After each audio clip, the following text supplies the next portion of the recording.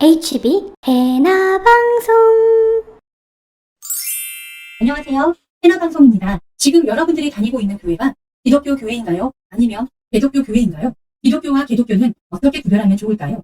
이 방송을 통해서 내가 다니고 있는 교회가 기독교인지 아니면 개독교인지 한번 분별해 보도록 하겠습니다.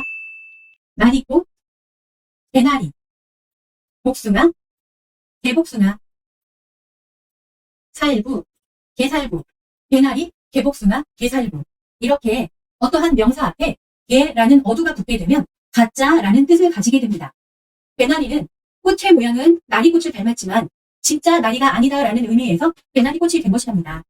또한 개라는 어두를 가진 명사들은 보기와는 다르게 좋아 보이지만 맛과 성능 면에서 확연한 차이를 보입니다. 그래서 생긴 말이 빛 좋은 개살구입니다. 이와 같은 의미로 찰떡과 개떡도 있지요.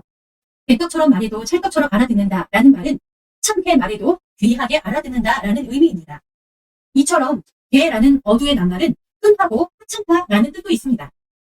우리나라 욕 중에서 개 땡땡라는 욕은 정말 흔하게 사용하는 욕입니다. 이 개 땡땡이라는 욕은 멍멍이 땡땡이라는 뜻이 아니고 너희 엄마의 자식이 아닌 가짜 자식, 즉 주워온 자식이라는 의미입니다. 여기에는 가짜라는 의미와 천하고 하찮은이라는 의미가 내포되어 있으니 얼마나 나쁜 욕인지 아시겠죠? 그럼 이제 개독교는 왜 생겨났는지 그 이유를 말씀해 드리도록 하겠습니다. 기독교의 출발은 다른 종교와는 완전히 다릅니다. 엄밀히 말하면 기독교는 종교라고 하기에는 다소 특수한 면이 있습니다.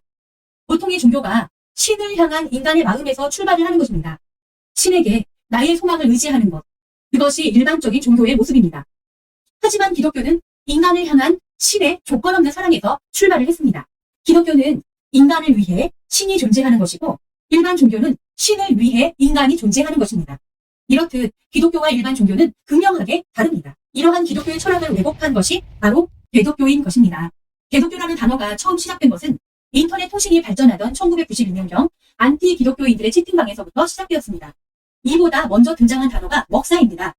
돈을 밝히고 권력을 탐하며 이성 문제가 있는 등 목사의 모습이 아닌 욕을 먹어도 되는 그런 목사들을 통칭하여 먹사라고 불렀던 것입니다. 기독교의 부정부패로 인해 생겨났으니 개독교의 근원은 기독교인 것입니다. 기독교는 생각하며 믿어야 하고 꼼꼼히 따지며 믿어야 하는 것입니다. 그런데 개독교는 무조건 믿으라고 합니다. 의심하지 말고 믿으라고 합니다. 성경도 하나님을 꼼꼼히 따져보고 생각해보고 믿을만 하면 믿으라고 말하고 있습니다. 그 증거를 보도록 하겠습니다. 여호수아 24장 15절에 보면은 이렇게 나와 있습니다. 만일 여호와를 섬기는 것이 너희에게 좋지 않게 보이거든 너희 조상들이 강 저쪽에서 섬기던 신들이든지 또는 너희가 거주하는 땅에 있는 아모리 족속의 신들이든지 너희가 섬길 자를 오늘 택하라. 네, 이 내용은 죽음을 앞둔 여호수아가 이스라엘 백성들에게 전하는 유언입니다. 어떤 의미일까요? 하나님을 믿는 것이 자신에게 유익이 되고 보탬이 되는지 꼼꼼하게 따져보고 믿을 만하면 믿고 하나님보다 더 믿을 만한 신이 있으면 그 신들을 섬기라는 의미입니다. 즉 하나님이 우리에게 하나님을 믿을 수 있게 신뢰할 수 있게 믿음을 보여주실 텐데 그것이 믿어지면 믿으라는 것입니다. 예를 들어 철수가 영희에게 신뢰를 주면 영희는 철수를 신뢰해서 믿을 수 있게 되는 것입니다. 만약 철수가 영희에게 거짓말이나 하고 약속을 지키지도 않고 의심하고 그러면 영희는 아무리 철수가 믿으라고 간곡하게 부탁을 해도 믿을 수 없고 또 믿지 않게 되는 것입니다. 여호수아의 말의 다른 의미는 자신이 하나님을 겪어봤더니 믿을 만한데 너희도 겪어보면 믿을 수 있을 거라는 하나님에 대한 확실한 신뢰입니다. 이처럼 기독교의 하나님은 무조건 아무 생각 없이 아무 의심 없이 자신을 믿고 자신에게 순종하라고 말씀하지 않았습니다. 신약 성경에도 그 증거가 있습니다. 로마서 12장 2절에 보면 하나님의 선하시고 기뻐하시고 온전하신 뜻이 무엇인지 분별하도록 하라. 하나님의 뜻이 무엇인지 반드시 분별해야 한다는 것입니다.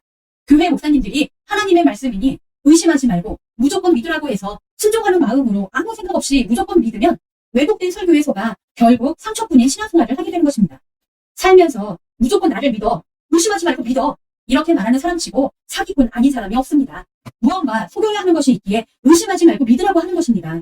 그 말이 진실이라면 꼼꼼히 알아보고 따져보고 너가 믿을 수 있을 때 믿으라고 말하는 것입니다. 왜 성경에서는 세밀하게 분별하며 믿으라고 하셨을까요? 이유는 첫째, 그래야 온전하고 바른 하나님을 만날 수 있기 때문입니다. 둘째, 분별해야지만 진리에 이룰 수 있기 때문입니다. 생각 없이 따짐 없이 아무 분별 없이 아무 의심 없이 그렇게 진리에 이룰 수 있는 길은 결코 존재하지 않습니다. 여러분, 이제부터 교회 목사님께서 의심하지 말고 믿고 순종하면 복 받는다라고 말씀하시면, 아니 목사님, 여호수아도 하나님을 믿을 수 있는지 생각해보고 분별해보고 믿으라고 했는데 왜 목사님은 무조건 믿으라고 하세요? 이렇게 반론을 제기할 수 있어야 합니다. 성도들이 똑똑하고 까칠해져야 기독교 목사들이 정신을 차릴 수가 있습니다. 기독교 목사들은 자신들이 성경을 왜곡해서 해석하는지 모르고 있습니다. 우물한 개구리처럼 자기의 신학이 진리라고 철석같이 믿고 있고 성도들을 잘 가르치고 있는 줄 착각하고 있습니다. 소경이 소경을 인도하면 둘 다 물에 빠져 죽게 됩니다. 앞에서 이끄는 자가 소경이라면 뒤에 서 있는 자들이 빨리 눈을 떠야 합니다. 그래야 둘 다 살게 됩니다. 정치도 마찬가지잖아요. 위정자들이 돈과 권력에 눈이 멀어 국민을 지키는 일을 하지 않는다면 국민이 눈을 떠서 그들을 정신 차리게 해야 나라가 살게 되는 것입니다. 지금의 기독교는 기독교의 본질적인 모습은 온데간데 없고 기독교의 부정부패와 왜곡된 설교가 홍수처럼 넘치고 있습니다. 이러한 환경 속에서 우리의 소중한 자녀들이 과연 하나님을 신뢰하게 될까요? 그들이 교회를 떠나는 것은 너무도 당연한 현상입니다. 목사님의 말씀이라면 똥이 된장이라고 말해도 입을 벌려 똥을 받아 먹어서는 안 되겠지요.